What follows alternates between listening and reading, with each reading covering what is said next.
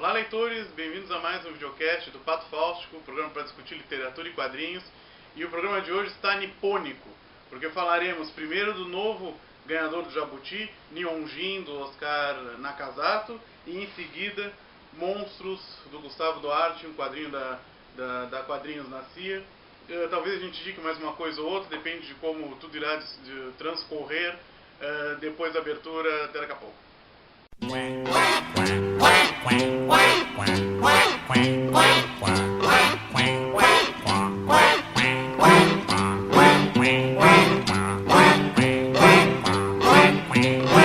Lá vem o pato, pataqui, patacolá. Lá vem o pato para ver o que há. Bom, o Nihonjin, o livro do Oscar Nakazato, que ganhou o Jabuti do ano passado, ele já é um romance cercado de polêmicas justamente por causa da premiação. O misterioso jurado C, que depois se descobriu que era Rodrigo Gurgel, deu notas baixíssimas para os outros competidores, o que favoreceu bastante a vitória desse livro. Inclusive, ele deu notas baixas por Infâmia, da Ana Maria Machado, que era o favorito, provavelmente ganhar, teria vencido o Jabuti. E, obviamente, por isso também, de uma certa forma, favoreceu um olhar desconfiado para o livro do Oscar Nakazato, um autor iniciante que já começa com um prêmio dessa natureza. Ele foi, antes de ser publicado pela Bem Virá, ele recebeu um não das 12 maiores editoras do Brasil. Então agora a gente vai conversar um pouquinho do que há por trás desse romance. Vamos falar do romance porque essa história da polêmica aí é fácil de encontrar na internet, a Folha de São Paulo, a Veja, os principais veículos que têm alguma parte tratando da literatura trataram disso já, a gente não vai ficar se atendo a isso. Bom, o Nihonjin tem duas características que de uma certa forma ajudam a lançar esse olhar desconfiado que eu falei um pouco antes, que é a linguagem despretensiosa, que eu vou falar um pouquinho depois mais sobre ela, e o assunto em comum, que é justamente a imigração japonesa no início do século passado. O próprio Japão é um tópico que não é muito comum dentro de livros de literatura brasileira. A gente tem alguns exemplos, como o Aloysio de Azevedo, no Japão, a viagem que ele conta.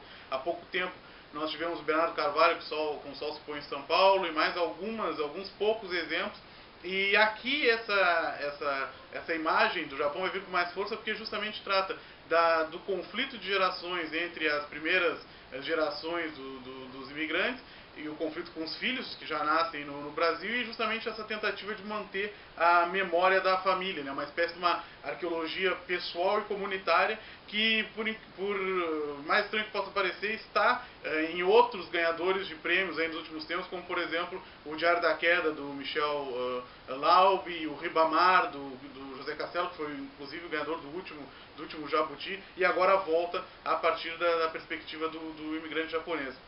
O narrador dessa história, ele é neto do Hideo Inabata, que é justamente esse primeiro japonês que chega no Brasil, patriarca de uma família, chega com a esposa Kimi, e para contar justamente a história da família, o narrador parte de uma característica do narrador tradicional, né, ou seja, o narrador que o Benjamin lá fala nos textos, né, que se preocupa com o espaço coletivo, que é o aprendizado, né, a necessidade de aprender com a história. Não é à toa que a primeira frase do livro demonstra uma ignorância. A frase é a seguinte: sei pouco de Kimi, isso na página 9, primeira frase do livro, ou seja, a necessidade de conhecer essa Kimi, que é a primeira mulher do Hideo, a primeira mulher do avô, e que, de uma certa forma, é o que simula o aprendizado, que não é só dessa personagem, mas de toda essa tradição japonesa e dos antepassados, né? A Kimi, essa primeira mulher do avô, inclusive, ela morre com desgosto da saudade da pátria, do Japão, numa das cenas mais bonitas do livro, logo na primeira metade. O conflito ele vai se estender também para o conflito entre os japoneses no Brasil,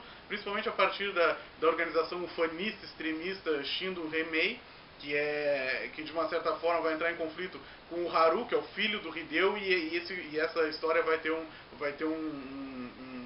vai transcorrer de maneira trágica, vai ter um fim trágico pro do Haru. Mas enfim, então esses conflitos, né, de gerações, esses conflitos entre a tradição e a ruptura com a tradição que a viagem para uma outra terra produz, são, como eu tentei mostrar nesses exemplos, tópico central do romance. Há uma necessidade também muito interessante, que é a necessidade do narrador, que está já totalmente afastado no tempo dessa história, se integrar nesse passado, né, no passado familiar, né? O que faz esse narrador assumir algumas estratégias retóricas interessantes, como por exemplo o discurso testemunhal. Então na página 20 ele fala assim, ó, depois vi Kimi observando o piso de terra batido, né, como se o sujeito estivesse vendo realmente, como se ele estivesse participando disso. Ele vai usar esse verbo, ver, e verbos relacionados ao olhar, né, em outros trechos, como por exemplo, eu vi hoje Ishan chorando no meio da horta, solitário, iluminado pela lua, abraçado ao cabo da enxada, isso na página 58. Isso vai se repetir durante todo o livro. Uma outra forma de se inserir na narrativa, além dessa, é a escolha do registro, né? Então essa linguagem clara, que eu falei no início, despretensiosa, linguagem límpida, sem experimentação, combina de uma certa forma com o assunto pré-modernista, né? Com a vida pré-industrial, campesina, feita de contemplação, de espera, né? Um ritmo muito particular, além de também estender esse registro para características da arte japonesa, né? As características talvez mais comuns para o ocidente da arte japonesa, que é essa contemplação lenta, presente em alguns clássicos, como na filmografia do Yasujiro Ozu, por exemplo, as câmeras paradas, né, e as longas tomadas. Isso, de uma certa forma, também é reproduzido a partir dessa linguagem. E é justamente essa despretensão do verbo que pode desagradar a alguns, porque não há ruptura, não há experimentação, não há ousadia, né, no discurso. Um outro ponto de desagrado e nesse eu concordo plenamente, é o caráter formulaico de alguns diálogos, em que parece que os personagens apenas expressam algumas ideias que o autor quer desenvolver. Isso lembra bastante um outro romance que se passa, foi escrito nesse período pré-modernista, que é o Canaã, do Graça Aranha, que também trata da relação dos migrantes. Então, às vezes, ele lembra de forma negativa o Canaã do Graça Aranha, quando os personagens têm teses a defender sobre determinados assuntos. A linguagem, além de ser despretensiosa, ela geralmente não procura fraturas dentro do discurso. O discurso ele é muito amarrado, ele é muito bem conjugado. Eu vou ler um trecho que exemplifica isso, na página 28. Um dia Kimi ficou muito doente, queixou-se de grande cansaço, teve febre, e todos disseram que Hideo precisava levá-lo ao médico, mas ele não achava necessário. Que ela descansasse alguns dias, que ela só era uma mulher fraca e despreparada para o labor sob o sol, e ele se resignou com fazer a comida, pois duvidava que Gintaro o conseguisse, e falou para ele lavar os pratos e as panelas.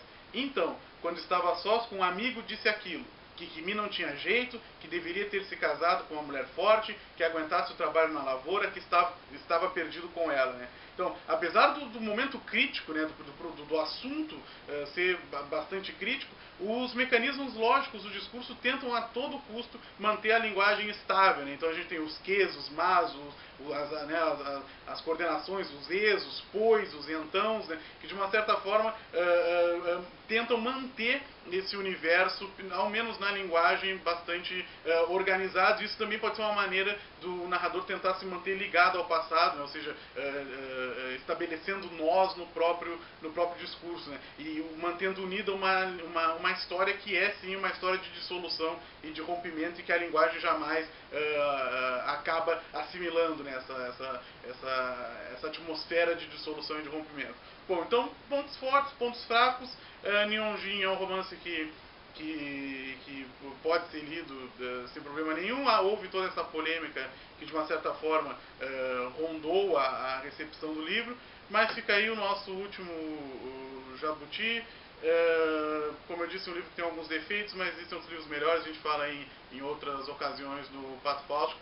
Então, depois, agora a seguir, vamos falar do Monstros, do Gustavo Duarte. Bom, uma história de ataque de monstros, ela é conhecida, né? Todo mundo sabe.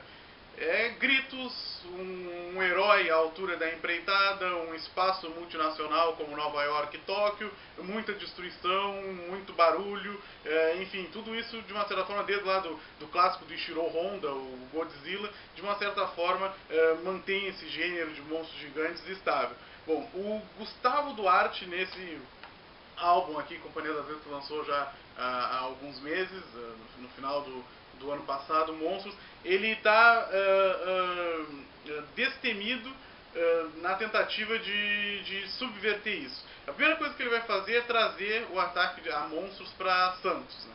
Ou seja, para uma cidade brasileira. O Gustavo Duarte ele já é conhecido por trabalhos anteriores, como o Call, Táxi, o Bird. Ele ganhou vários prêmios por esses trabalhos. Ele também ficou conhecido pelas charges que ele publicou no jornal Lance. E aqui, de uma certa forma, é um álbum de mais fôlego. Todos esses trabalhos são mais curtos, né? Em que ele mostra de uma vez por todas o seu talento numa narrativa de grande fôlego. Então ele começa com uma escolha ousada, que é eliminar o barulho. Não há nenhum tipo de onomatopeia nem diálogos, né, nesse álbum. Ele, ao fazer isso, ele justamente está brincando com a natureza exclamativa dos monstros, que inclusive já está na capa, né? Monstros, pontos de exclamação, né? Que vai ser tratado de maneira diferenciada aqui, né? Então vai ser basicamente a sequência de imagens, né? E os ângulos, né? Que de uma certa forma vão contar essa história. A angulação justamente é um show à parte nesse álbum, porque também vai tentar suprir a falta de sons, né? E o Gustavo Duarte vai realmente tentar a todo momento buscar os pontos mais inusitados possíveis para contar essa história, o que é também uma forma de brincar com o improvável da própria situação, que a gente não está acostumado, né? Ataques de monstros gigantes em Santos, né? Uma cena exemplar é uma cena que ele posiciona a perspectiva dentro de uma ossada de um dinossauro, garantindo justamente que a gente veja essas criaturas gigantes por uma perspectiva inovadora, por uma perspectiva nova. Então, essa angulação que se dá em lugares obscuros, né, em lugares não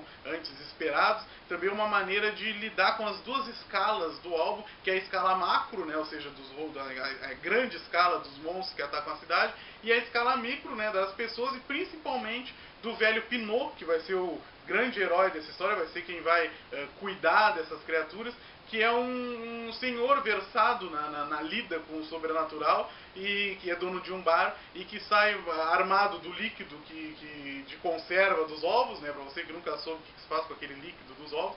Eles são usados para caçar monstros gigantes. E um palitinho de dentes, né, um advérbio da despreocupação e da despretensão. É assim que o Pinot vai sair para caçar essas criaturas, né. Os monstros também são muito bem construídos, eles também são subvertidos, eles são engraçados, em alguns momentos eles são até fofos, apesar de sempre representarem a iminência da morte, né. Em várias cenas, como na excelente cena da praia, que é a introdução dos monstros, o perigo está sempre presente.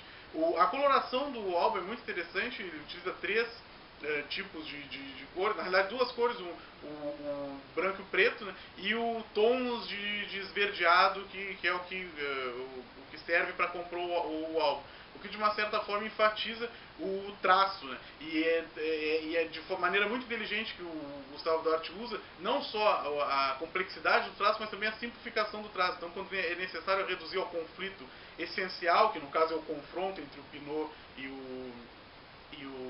os monstros, os traços são muito mais abstratos, né? Muito mais simplificados, principalmente na cena em que o Pinot está seguindo essas criaturas. A cena da perseguição da tartaruga gigante também é exemplar, e vocês estão certamente vendo aí.